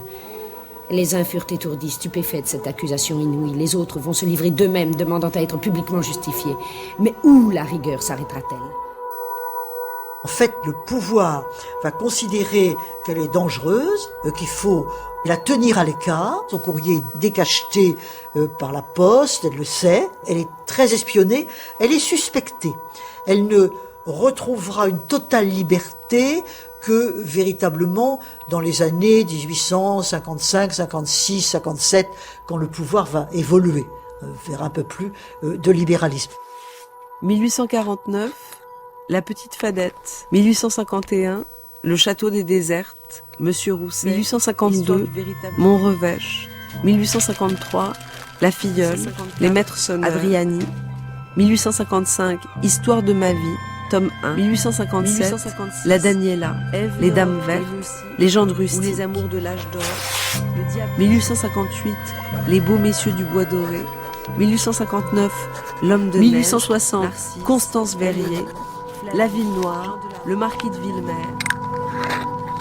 On pourrait penser à la lecture de ces romans rustiques qui ont pris une telle importance aujourd'hui pour le lectorat contemporain, au point que ces romans paysans ont éclipsé presque tout le reste d'une œuvre absolument considérable, l'œuvre de George Sand. On pourrait penser que chez George Sand, il y a un effacement de la violence, un effacement de la violence historique, de la violence sociale. En réalité, lorsque l'on lit très attentivement sa création, on s'aperçoit que cette question de la violence continue à s'insinuer dans son œuvre, peut-être en mode mineur, mais c'est une base continue et c'est un point vraiment obsessionnel pour George Sand, qui finalement écrit toujours par rapport à cette violence qui a pu surgir en juin 48. Pour donner quelques exemples, elle va écrire en novembre-décembre 1851 un journal privé, donc qui n'est pas du tout destiné à la publication, où elle continue à réfléchir à l'échec de la Deuxième République. Elle va reprocher aux bourgeois d'avoir eu peur de la violence du peuple, d'avoir eu peur de voir le peuple de 48 se transformer en un nouveau peuple de 1793. Le souvenir de la terreur pèse sur les révolutions du XIXe siècle. Et on voit comment, dans ce journal privé, elle considère que la meilleure réponse à toutes ces violences sociales, à ce risque de chaos, de guerre civile, c'est l'instruction publique, c'est l'impôt progressif, c'est le suffrage universel complet. Donc la réflexion politique se poursuit dans l'œuvre privée, dans le journal intime, même si on a l'impression finalement qu'elle n'affleure plus dans l'œuvre publique. Cela aussi pour des raisons de censure. On sait que sous le Second Empire, la littérature va se trouver de force expurgée de tout discours politique trop véhément et surtout trop direct. 1861, Valvèdre, la famille de 1865, la coupe, Tamaris, Antonia, 1866, le dernier amour, 1867, la rêverie à Paris, Cadio, 1868, Mademoiselle Merkem, 1869, Pierre qui roule, 1870, malgré tout, le beau Laurence, Césarine Dietrich, 1871, journal d'un voyageur pendant la guerre. En 1870, donc quand commence cette guerre qu'elle va beaucoup déplorer avec la Prusse, George Sand est retirée à Nohant. Elle y mène une vie assez familiale, s'occupant beaucoup de ses petites filles. Brigitte Diaz. Au niveau de l'écriture, elle est dans la grande phase de production des contes d'une grand-mère. La guerre va la saisir dans cet environnement familial, tranquille, paisible, et le contraste sera d'autant plus violent et cruel. C'est un moment de sa vie où effectivement elle est beaucoup moins présente sur la scène littéraire parisienne. D'abord, elle n'est pas présente physiquement, elle va assez peu à Paris. Moins présente aussi sur la scène théâtrale qu'elle a beaucoup fréquentée et habitée par ses productions dans les années 50-60. Et donc c'est un moment plus de retrait, oui. La correspondance à ce moment-là est toujours très vivante, notamment avec son ami Flaubert. Mais il est vrai que la production littéraire a pris un rythme beaucoup plus tranquille que celui qu'elle connaissait avant. Nohant, 7 août 1870. Es-tu à Paris au milieu de cette tourmente? Quelles leçons reçoivent les peuples qui veulent des maîtres absolus? France et Prusse s'égorgeant pour des questions qu'elles ne comprennent pas. Nous voilà dans de grands désastres. On ne voit que de pauvres gens pleurant leurs enfants qui partent. Quel désordre, quel désarroi. Cette horrible expérience va-t-elle enfin prouver au monde que la guerre doit être supprimée ou que la civilisation doit périr? Il a plu ici ce soir. Le paysan laboure et refait ses prairies, piochant toujours, triste ou gai. Il est bête, dit-on? Non. Lui, il ne dit rien, et pendant qu'on tue, il sème, réparant toujours d'un côté ce qu'on détruit de l'autre. Nous t'aimons et nous t'embrassons. G.S. 3C.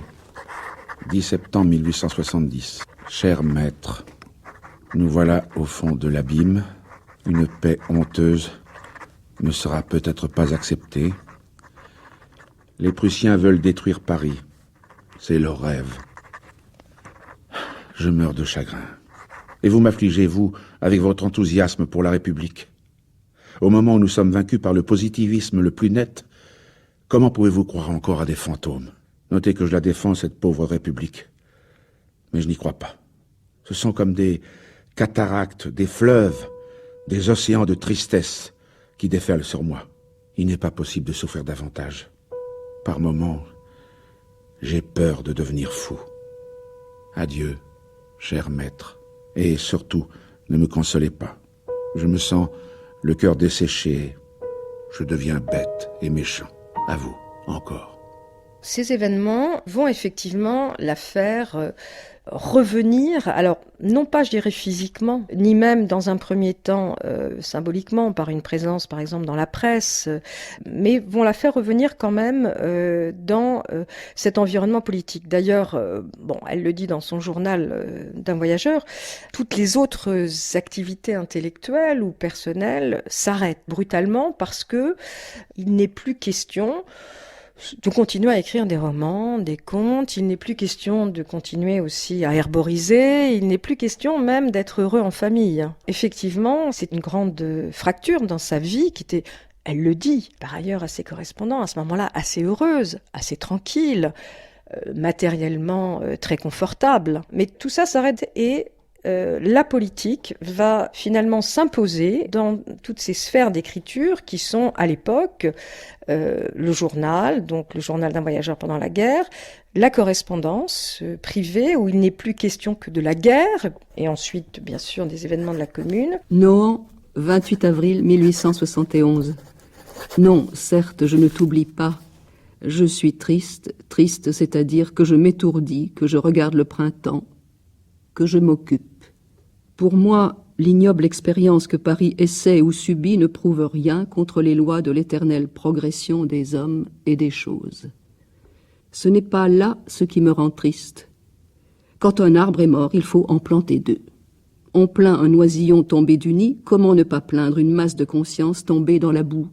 Comment ne pas plaindre une masse de conscience? On souffrait moins pendant le siège par les Prussiens, on aimait Paris malheureux malgré lui. Moins pendant le siège par les Prussiens. Moi, j'attends que mon esprit guérisse. On aimait Paris malheureux malgré lui. Il y a une sorte de désaccord initial profond. Mona Ozouf. Parce qu'il y en a un qui a le sens du collectif et l'autre pour qui seul l'individu existe. George Sand sait ce que c'est que le collectif, qu'elle appelle d'ailleurs le peuple. Le peuple, pour Flaubert, c'est une abomination, ça n'existe pas. Pour lui, ce qui compte, c'est le rapport individuel. Et elle lui dit inlassablement, mais tu sais que le peuple, c'est toi et moi. C'est pas seulement une abstraction sentimentale, mais toi et moi, nous faisons partie du peuple. Inutile de dire que la démonstration tourne vraiment court. Donc, désaccord profond sur le rapport au collectif, c'est-à-dire à la politique. Je hais la démocratie, parce qu'elle s'appuie sur la morale de l'Évangile, qui est l'immoralité même, quoi qu'on dise, la négation du droit, l'antisociabilité. À quoi faut-il donc croire?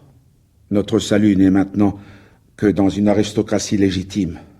J'entends par là une majorité qui se composera d'autre chose que de chiffres.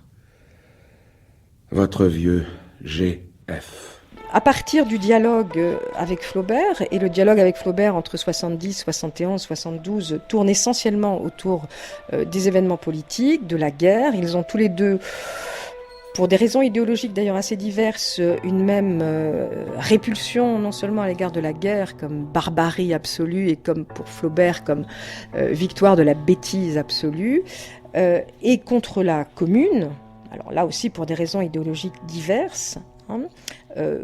Flaubert, voyant finalement confirmer à travers la Commune ses thèses réactionnaires contre la démocratie, Sand la lisant autrement. Donc le débat s'instaure entre eux dans le privé, mais très vite, Sand va éprouver le besoin, ce qu'elle n'a pas fait pendant toute la durée de la guerre, de faire entendre sa voix sur la scène publique et sur la scène journalistique, qui est le meilleur médium pour se faire entendre. Donc, elle va, à partir de leur dialogue, imaginer une réponse, donc la lettre à un ami, qui sera publiée en octobre 71 dans le journal Le Temps, qui est une sorte de vraie fausse lettre, ou de fausse vraie lettre, comme on veut, où elle va finalement disserter sur les conséquences à tirer de la Commune. Pour elle, cette lecture qu'elle fait de la Commune ne l'amène pas à une position antidémocratique, comme Flaubert, qui ne cesse de prôner pour un gouvernement, dit-il, des élites intellectuelles et des mandarins.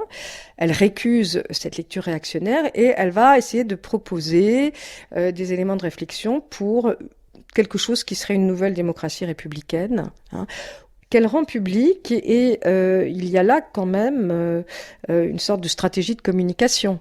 Une lettre, c'est ni un discours politique, c'est ni un texte littéraire, c'est quelque chose qui peut s'adresser à tout le monde, où on peut parler comme tout le monde et où on peut être compris par tout le monde, donc ça lui convient bien.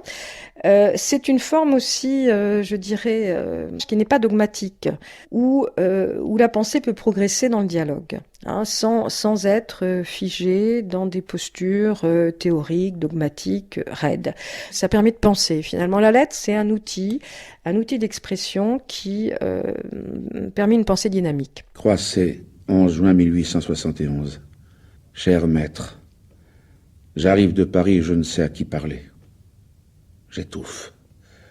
Je suis accablé, ou plutôt écœuré. L'odeur des cadavres me dégoûte moins que les miasmes d'égoïsme s'exhalant par toutes les bouches. La vue des ruines n'est rien auprès de l'immense bêtise parisienne. À de rares exceptions près, tout le monde m'a paru fou allié. Une moitié de la population a envie d'étrangler l'autre. Et les Prussiens n'existent plus, on les excuse. Et on les admire. Je vous assure que c'est à désespérer de la nature humaine. Mon voyage à Paris m'a extrêmement troublé. Que dites-vous de mon ami Maury qui a maintenu le drapeau tricolore sur les archives tout le temps de la Commune? Adieu. Donnez-moi donc de vos nouvelles. Votre vieux troubadour, G.F. Nohant, 14 juin 1871. Quel sera le contre-coup de cette infâme Commune? Isidore ou Henri V ou le règne des incendiaires ramenés par l'anarchie? Moi qui ai tant de patience avec mon espèce et qui ai si longtemps vu en beau, je ne vois plus que ténèbres. Voilà que je m'éveille d'un rêve pour trouver une génération partagée entre le crétinisme et le délirium très mince. C'est pourtant mal de désespérer, je ferai un grand effort. Mais à présent, je ne peux pas. Je suis aussi troublée que toi et je n'ose ni parler, ni penser, ni écrire, tant je crains d'aviver les plaies béantes de toutes les âmes. Où es-tu, mon cher troubadour? Je suis toute troublée dans le fond de l'âme. Ça passera, je l'espère, mais je suis malade du mal de ma nation et de ma race. Je ne peux pas m'isoler dans ma raison et dans mon irréprochabilité personnelle. Je sens les grandes attaches relâchées et comme rompues. Il me semble que nous nous en allons tous je ne sais où. As-tu plus de courage que moi? Donne-m'en. À gauche, on a dit, mais George Sand, elle a trahi à ce moment-là, elle a trahi. Elle n'est pas du tout pour la Commune, et elle le dit et elle l'écrit. N'est-ce pas? Et là, la question de la violence est centrale, absolument centrale, parce que elle ne comprend pas pourquoi on tue les otages, pourquoi les communards ont fusillé les otages qu'ils avaient pris. Elle pense que c'est pas possible, que on ne peut pas vraiment être républicain si on fait des choses pareilles.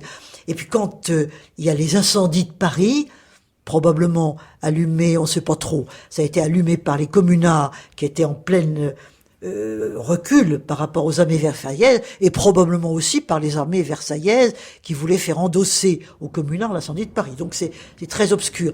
Mais elle dit, de la violence, rien ne sort de bon.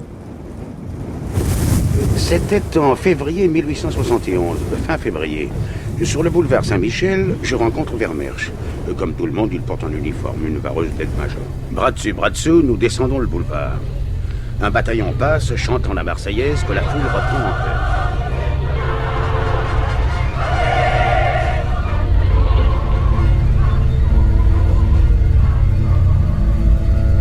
La commune reste pour elle une sorte d'épisode. Enfin, la commune, entendons ce qu'elle appelle quelquefois non pas la dictature du prolétariat, mais quelque chose qui serait de ce type-là. Elle parle de dictature, elle parle bien sûr de ceux qui ont pris le pouvoir et qui l'exercent, dit-elle, de façon extrêmement dictatoriale, bien pire selon elle que l'a été la dictature de l'Empire.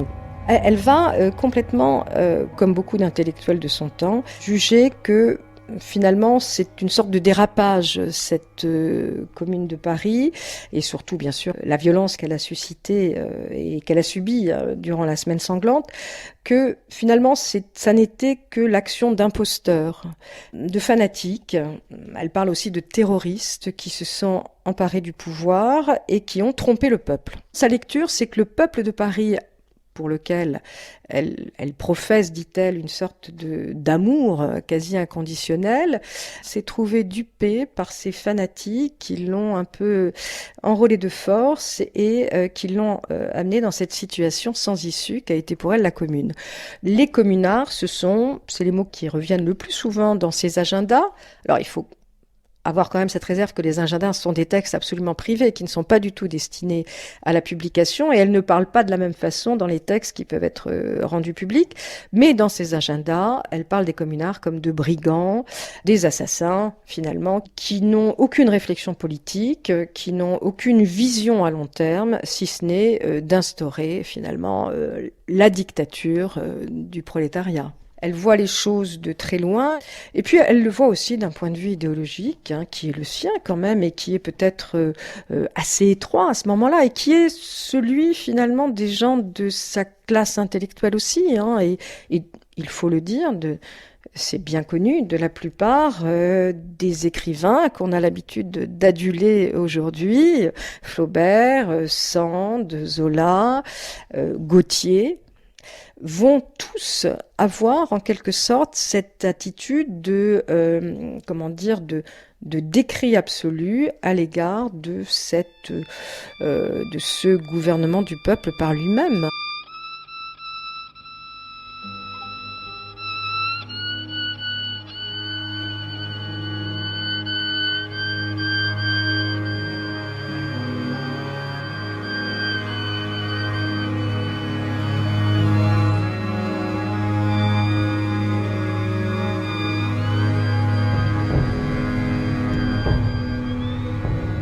Il n'y a pas grand-chose dans la correspondance sur la commune.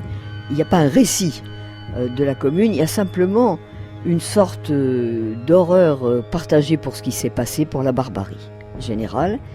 Et il y a aussi chez George Sand quelque chose qui va la rapprocher de Flaubert, en même temps sur le tard, c'est que le cataclysme de la commune et l'horreur de la commune conforte George Sand dans quelque chose qu'elle pense depuis longtemps, que le progrès ne peut être que progressif, que par étapes, que par petits pas, qu'on ne bouleverse pas de fond en comble un pays sans user de la force, de la répression et de moyens violents. Et donc, ça accroît chez George Sand ce qu'on pourrait appeler une sagesse modératrice ou une modération qui, du même coup, la rapproche de Flaubert, qui lui n'a aucune envie de changer le monde, ni quoi que ce soit, ni de réformer quoi que ce soit, mais qui est au fond, qui revient avec, dans les dernières lettres avec George Sand, sur cette sorte de... Je ne veux pas dire de résignation, parce que chez elle, ça n'est jamais résignation, mais disons sur un conservatisme bien tempéré. La gigue des événements au XIXe siècle, qui fait succéder constamment les révolutions, enfin les républiques, les monarchies, les empires, sous le signe du chiffre 2 ou du chiffre 3. Le XIXe siècle, c'est le siècle de la répétition des mêmes régimes, du radotage. Et du coup, ça explique aussi les revirements politiques des hommes et des femmes du XIXe siècle, de ceux qui réfléchissent, qui sont constamment, on peut dire siècle de girouette, on pourrait dire, mais ce sont aussi les événements qui les poussent tous à être des girouettes et à s'adapter à des circonstances qui sont des circonstances constamment dramatiques. Parce qu'il est certain que si Sand a beaucoup d'estime et d'empathie pour ceux qui risquent leur peau, leur vie dans les mouvements révolutionnaires, elle, dans son fond, est une prudente, qui a tendance à se replier à Nohant quand les temps deviennent difficiles et à penser essentiellement aux siens, à sa famille, à sa couvée. Il y a ces deux aspects chez elle. L'empathie révolutionnaire, oui, mais en même temps un vieux fond de prudence paysanne et maternelle. Nohant, 5 juillet 1872. C'est aujourd'hui que je veux t'écrire. 68 ans. Santé parfaite, malgré la coqueluche qui me laisse dormir depuis que je la plonge tous les jours dans un petit torrent furibond, froid comme glace. Nous avons eu des orages terribles. Le tonnerre est tombé dans notre jardin et notre ruisseau, l'Indre, est devenu un gave des Pyrénées. Quel été splendide! Les graminées ont 7 pieds de haut, les blés sont des nappes de fleurs. Le paysan trouve qu'il y en a trop, mais je le laisse dire, c'est si beau. Je vais à la rivière à pied, je me mets toute bouillante dans l'eau glacée. Le médecin trouve que c'est fou, je le laisse dire aussi. Je me guéris pendant que ces malades se soignent et crèvent. Je suis de la nature de l'herbe des champs, de l'eau et du soleil, voilà tout ce qu'il me faut. Mais où ma lettre te trouvera-t-elle ?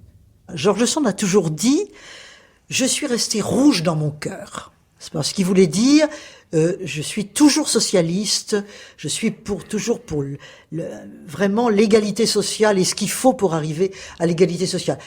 Mais elle mettait la République au-dessus de tout. Alors ça, républicaine, toujours. Je hais le sang répandu. Ma vieillesse proteste contre la tolérance où ma jeunesse a flotté. Les événements multiples qui viennent de s'accomplir doivent nous faire un grand pas en avant. Il faut nous débarrasser des théories de 93. Elles nous ont perdus. Terreur et Saint-Barthélemy, c'est la même voie. Maudissez tous ceux qui creusent des charniers. La vie n'en sort pas. C'est une erreur historique dont il faut nous dégager. Apprenons à être révolutionnaires, obstinés et patients, jamais terroristes. À Alain Gabriel, 21 novembre 1871. C'est une lettre qu'elle a envoyée à un jeune poète qui s'appelle Gabriel. Et ce jeune poète lui écrit à l'automne 1871, un peu pour s'étonner de sa position. Vous, George Sand, républicaine, socialiste, vous condamnez la Commune, mais pourquoi et comment ? On voit que elle dit, mais j'ai cru à la terreur quand j'étais jeune. Elle avait aimé Robespierre, mais avec la terreur, on peut pas établir la démocratie par la terreur. La terreur est Saint-Barthélemy. À Saint-Barthélemy, c'est le massacre des protestants par les catholiques, bien avant la Révolution, qu'elle condamne, évidemment. C'est la même chose, c'est-à-dire, on veut établir la vérité par la terreur, mais c'est pas possible. Il ne sort rien des charniers. Que là, 71, elle va mourir en 76, elle dit un petit peu, son testament politique, c'est exagéré de dire ça, mais quand même, sa pensée ultime sur les rapports entre République et violence. La République, oui. Le socialisme, oui. La terreur, non. C'est une réflexion profondément politique sur le rôle de la terreur en histoire. Je suis l'enfant de mon siècle. J'ai subi ses maux. J'ai partagé ses erreurs. J'ai bu à toutes ses sources de vie et de mort. Et si je suis plus fervent que la masse pour désirer son salut, je ne suis pas plus savant qu'elle pour lui enseigner le chemin.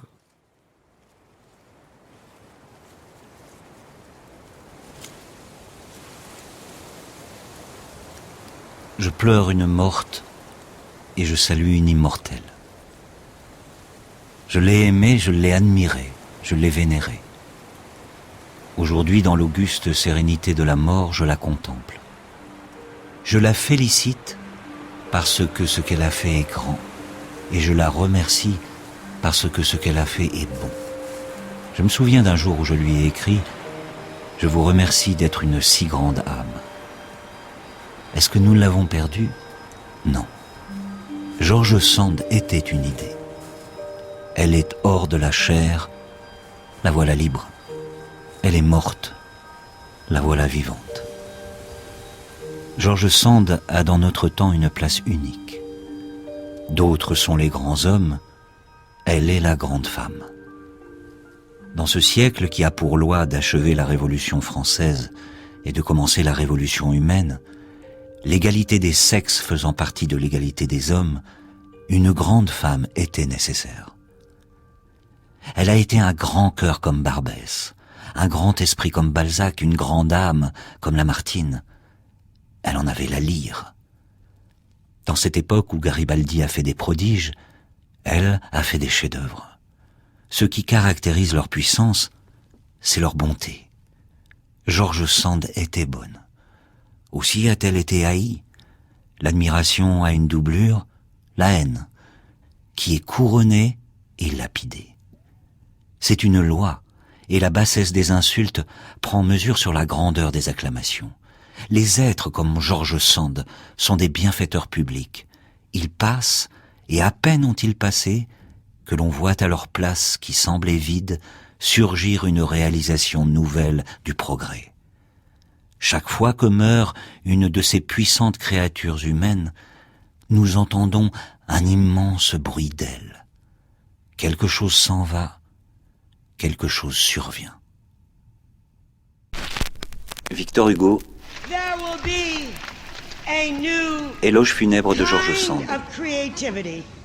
Not only a new definition of love, of human sex, if you will, but as we define ourselves, there will be a new image of woman, a new image of man, and a new theology, secular or sacred. We don't want you to speak. You got a right to be what you want and where you want to be. You got a right to live, to breathe. You got a right. You're a human being. You got your own voice, so sing. You got two hands, let's go and make anything. We all got rules, we all have to break. We all have to make those mistakes. C'était George Sand, itinéraire politique, deuxième épisode de La vie singulière d'une auteure majuscule. Avec Michel Perrault, Martine Reed, Olivier Barra, Jean-Yves Mollier, Dominique Dupart, Michel Rio-Sarcey, Brigitte Diaz et Mona Ozouf. I'm only trying. No, don't nobody know where the road to life is really lying. Lecture Olivier Martineau, Christophe Brault, Christophe Lemay et Claude Brosset.